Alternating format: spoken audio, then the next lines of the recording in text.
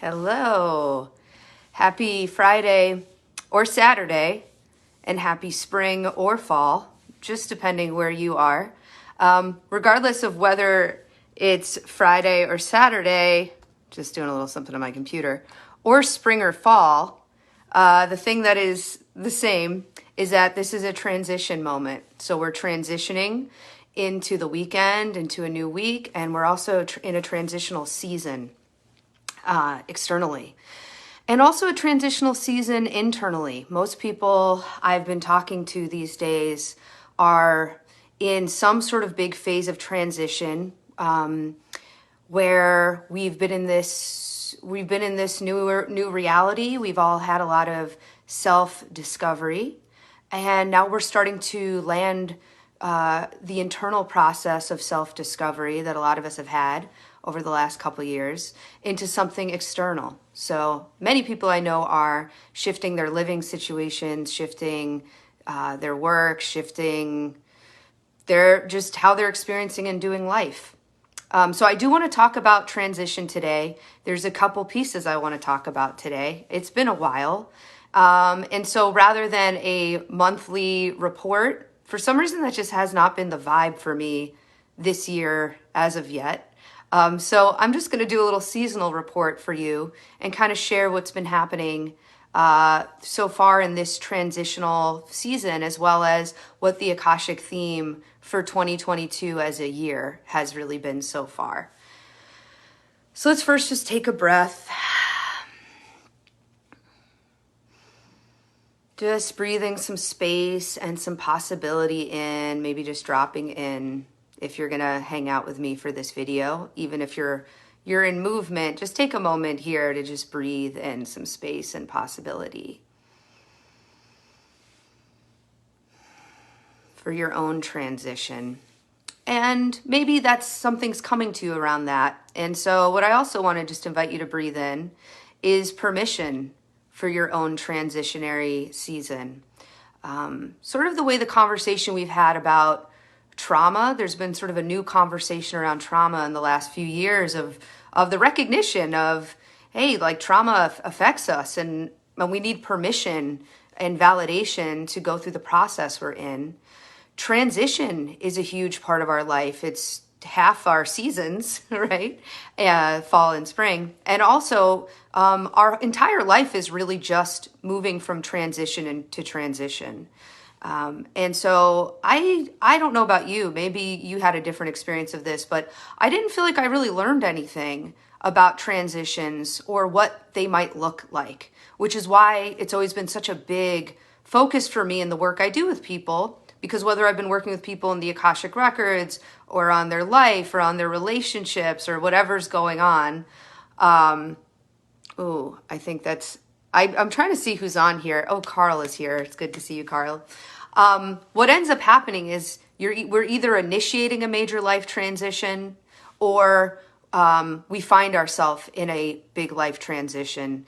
And inside of that are all these other little micro transitions that shift us emotionally, hey Jill, or physically, or it changes the resonance we have with different relationships to ourselves and other people in our environment.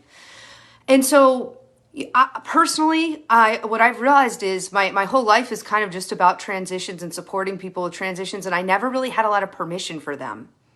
And I went through a lot of transitions, as we all do. And a lot of you know my story. There was a lot of illness in my family, a lot of death in my family. And that was really happening during my entire adolescence. From the time I was 14 to 20 was the time where that was happening in my family. And it was also the time I was transitioning into being a young woman, right? Going from girl to woman, going from high school to college to what I was going to, whatever you think you're going to do, I guess, in your 20s. What I do for a living now, I didn't actually know existed in high school, so I could have never imagined this. But at the time, I really wanted to do music journalism. But so I was working through all these major transitions that were happening in my family, all these major transitions that were happening in my body and my emotions as a young woman, and the transitions of the initiation right? Into high school, into college, into all the experiences you have in high school and college and into your 20s. It was so much. I wonder if you can relate to a period of life where there was so much happening. And I felt so much pressure to keep it moving and to stay on top of every one of those transitions and to stay present and to do it right. And so I became someone that was pretty fixated on achievement and accomplishment. And I realized now there was a big focus on achievement, on accomplishment, on feeling like I was doing it right, and then kind of going through a period of just like feeling shitty and insecure and worried and then okay, here comes the next accomplishment or achievement, because actually that I'm worried I'm not doing it wrong or everything's a mess was actually a transition bridge time to the next experience. And that's pretty much how it went for me for most of my life, really until the last 3 years, where I had to let go of everything to process the loss of my brother, to do the work that was required inside of that. And it really finally gave me some time to really recognize all the transitions I had been through, grieve and acknowledge and digest the ones that I had been in denial about or hadn't felt there was time or space to honor or to even see. And now that's just really what I like to focus on and think about and celebrate with people and help them acknowledge. So if you have worked with me before, you know, we always talk about the 3 that happen. There's usually going to be a physical healing crisis, an emotional healing crisis, and a change of relationship resonance. And that's all that really is about, is that our physicality, our emotions, and our relationships are changing as we change. So just taking a breath here, noticing the transitions maybe in your life, noticing maybe some things that are happening in your life that you could perhaps recognize are actually part of a beautiful transition process. So I wanted to share with you about that, and then I have one more piece about transition, and it's really about trust. So we're able to allow transitions, and we're able to recognize transitions for what they are, even when they're messy. And, you know, I'm thinking about even when they're also unpredictable, because oftentimes we know what the summer is going to look like. I'm just thinking of the seasons here. We know what the winter is going to look like typically. It's not too surprising, right? The spring and the summer is where things can be volatile and surprising, and the weather might be one way and then another, right? And so transitional times are usually pretty unpredictable for us. We can't be positive we're going to look good in them. I've been coming out of a major transitional period where I couldn't always look good because I just had to really surrender to the complete rebuilding of my entire self and understanding of reality. That can't always look good. And so in order to really trust that, and in order to really allow transitions, it's exactly that. We have to trust. And the 2022 theme from the Akashic Records, when I opened the Akashic Records on them, is about love. And that our job this year is really to fall in love with this year, with ourselves, with each other, and just with the reality we find ourselves in, not turning away from it, not rushing through this year, not trying to like pine for how it was before this last few years, or fantasizing about how it might be able to be maybe just a little bit later from now, but actually falling in love with the present moment as it is now. And so as we continue to build that relationship with this year, as we would do with any committed relationship, you know, we have to begin to be dropped in and clear and conscious with our choices, as only someone who has chosen love can really be clear. At some point when we're in a committed relationship of any type, but definitely in this moment, I'll say romantic relationship or friendship, I guess, or actually business. Nah, fuck it. Any sort of committed relationship, really, this happens. At some point, we have to confront our relationship with trust. because there's going to be a lot of transitions in any sort of committed relationship. When we commit to the interplay between us and the other, and in this case, us and 2022, and allowing 2022 to embrace us and choosing to really embrace 2022, we have to look at our relationship with trust. In this moment, it's like, are we willing to trust there's a purpose and a meaning in the world we currently see around us? Are we willing to be vulnerable with 2022? Are we willing to allow 2022 to bring us some love? And so that at that point, usually in any sort of relationship, we're kind of like dazzled at first by the intimacy, by the connection, by the relief of something feeling good, of feeling, desire and yes on both sides. And then it's like at a certain point, and here we are, we're like a few months in to 2022. At a certain point, we have to be willing to look at trust. And oftentimes our relationship to trust, which directly relates to our relationship to trusting the transitions that real commitment and really being a participant in life is going to bring us, we have to look at how it's been impacted. And oftentimes our relationship to trust has been impacted by trauma and our experience of trauma, and whether or not we've gotten validation or space to process that. Our experience of betrayal, and whatever our experience of feeling betrayed by ourselves or others or life itself, or something I've been really working through was like really forgiving what it felt like was a betrayal of just the form change of life, right? And then cultural conditioning. And oftentimes we're not given space to honor our own trust because it's not convenient for the larger system we're participating in that moment, whether it's school or family or like a job or whatever it is.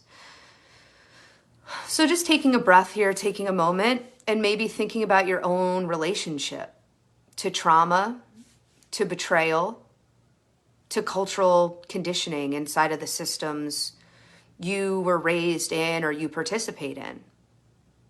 And just take a moment there and maybe think about like what have those three things? First of all, what is your relationship with those three things? And second of all, like what have they taught you about trust? And just breathing here, relaxing your body, allowing whatever answer that's there to be there. And if you feel like you want to share, you want to offer what's moving there for you, you are absolutely welcome to. I'd love to connect with you on that. So the next place that I want to go with that is the final piece, which is just how do we reclaim trust, right? Like basically there's going to be a lot of change. We're already in a huge place of change. And in order to trust this huge place of change, we have to confront our relationship to trust, and we have to look at these pieces. And then, there's a couple pieces that help us reclaim trust in a way so that we can actually be present to the fact that all is not lost. We're in a transitionary period. We don't get stuck in the transition and let it traumatize us. We don't rush out of the transition. We let it actually impact us, and we actually receive what we need to receive from it. So we have to reclaim or rewrite, let's say, our relationship to trust at a certain point. So how we do that, my experience of how we do that with myself and working with other people, is that we, number one, create some consistent practices that we commit to that we feel held inside of. So that could look like writing, meditation, yoga, therapy, whatever sort of like spiritual or religious community you're in, a weekly family dinner with people that are your biological or chosen family. And for me, and this is why I teach it, it's been the Akashic Records. So my connection to something that is the story beneath the story, that practice allows me to trust. It has really taught me to trust myself and to trust life, and also to trust that I'm given what I need, even if I'm not given what I want. And it's been interesting. I'm in the middle of writing a book. and it's a memoir. And it's so interesting to look at all these. I had to really do some forgiveness work around the Akashic records. And sometimes we have to do some forgiveness work around our consistent practices, because the truth is going to be there. We can trust what's inside of those practices, but it's not always going to be what we want. But that's a beautiful way to build trust, is to have something that we can live inside of over and over and over consistently, and allow it to be a practice. As I've been looking at all these experiences I have with the Akashic records through the chapters of my life that I'm writing about, it was always there. It's always consistently given me the truth in the way that was right at that time. So that's something that I think really helps us reclaim trust. The second piece is that we have to honor time and space, because that is a crucial part of the recipe for opening back to life and to trust. We need to honor the time we need. We need to honor the space we need, which are kind of two different things, right? So time, we all have a different relationship to time. We all have a different amount of time, and we all need a different amount of time to trust. And so we honor that. We make sure we're in some sort of consistent practice while we are with the time. And then there's space. And sometimes we need to lean out from something. And sometimes we need to lean in. And when we're in a transition, sometimes to find balance, something needs more of our space and attention, and something needs less. So we begin to look at time and space and where that is for us around our relationship to trusting again, after cultural conditioning, feelings of betrayal or trauma in particular.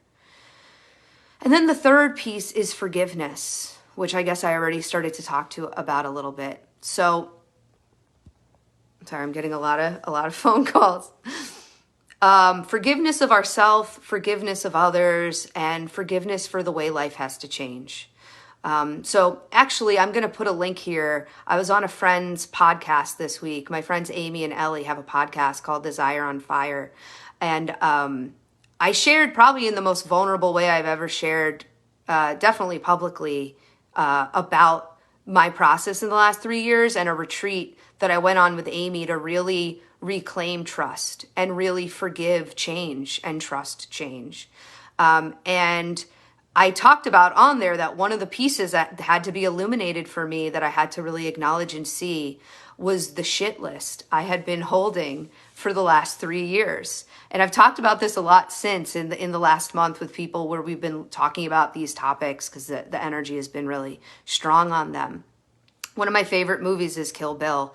And if you've seen Kill Bill before, you know that in the movie, Beatrix is this assassin. She tries to leave the life, and the assassins she had worked with come after her and basically destroy the new life she was trying to build. And she goes after them and seeks revenge. And both of the two movies, she's like clutching this shit list. And the shit list is what's like keeping her going through all these epic battles and epic feats of strength and resilience. Like the shit list, somehow, no matter what happens, the shit list is with her. And at the end of each battle that she wins, you see her cross off the name on the shit list. And the final part of the movie, and it's been around for many years, so I think it's okay to spoil it. And I would still highly recommend you watch it if you haven't seen them. But the final part of the movie is she finally confronts Bill, who's like the mastermind of the whole betrayal. But really, her and Bill, there's so much love between them. And so she doesn't really reclaim her freedom from seeking revenge, from crossing names off this list. She actually reclaims her freedom and her life, and actually can begin her new life authentically when her and Bill finally have this epic final confrontation where they just admit their hearts are broken. You know, they really broke each other's hearts, and there's so much love there between them. And she finally puts down the list and forgives them both, but also kills the toxic pattern between them once and for all. And I realized, like, maybe that's why I've always loved that movie. Like, that to me is really how we reclaim trust after immense grief and betrayal. At a certain point, we have to sort of burn down the shit list and and just allow and allow the changes that are happening, and decide to trust the changes. And we can trust when there's love there. And so our job again this year is to find love with 2022. So I wanted to share this transmission with you about all of those pieces. And I'm also going to put a link to this podcast. It was vulnerable to share everything I share in this podcast, but it really came out really beautiful. And I think it touches on a lot of the things I've wanted to share about this spring, about just the support and the practices. And I guess that's the final piece I would say, is just having some sisterhood and brotherhood in your life, that you allow to illuminate that what is actually happening for you is change, and that you're going to be okay. And so we need those practices, and we need those people, and we need that space and time. So if that resonates with you, I'm going to be sharing more soon, and I'd love to share more with you. So I'll put a podcast link. I will put also a link to the mailing list if you want to stay in touch. And if you'd like to connect with me on some work together around these pieces, feel free to message me as well.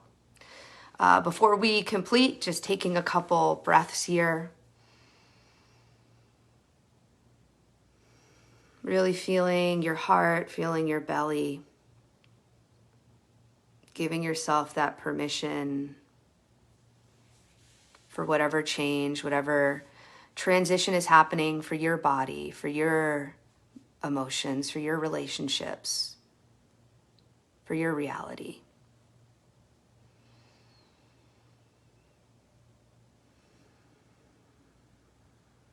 Knowing that if you were drawn to watch this today, there's something here for you around change and trust, and you deserve your own permission to step through whatever this season is calling on for you. So looking forward to seeing you again soon. Oh, and I've been teaching on the Quilt app. So if you would like to do some more Akashic activations and some energy work together in a group and talk more about this as well, you can join me on the Quilt app. You just download that in the App Store. And I hopefully will see you there soon. Okay, have a beautiful day. Thanks, everybody.